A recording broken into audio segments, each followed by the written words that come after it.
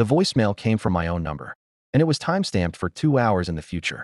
I work nights and sit behind a desk for most of my time, just watching the security feed. I checked my phone and saw a voicemail, but I didn't remember anyone calling me, so I checked it. But it wasn't from someone else. It was from me. I almost deleted it without listening. I assumed it was a glitch, maybe some weird carrier issue. But curiosity got the better of me, so I pressed play. All it said was, "If you're hearing this, don't go home yet." This happened a few years ago when I was working late at a warehouse job. Night shift, empty parking lot, same routine every night.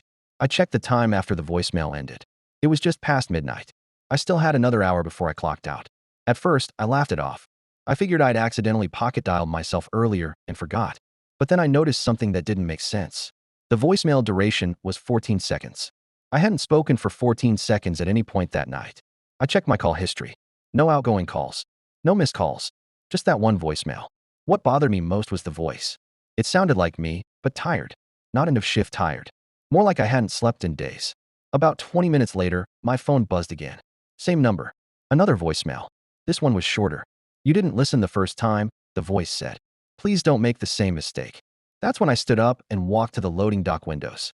My car was still out there, exactly where I parked it. Nothing looked wrong. No movement. No one else on shift but me. I told myself it was stress. Night shifts mess with your head. I even joked about it to the security guard on the radio.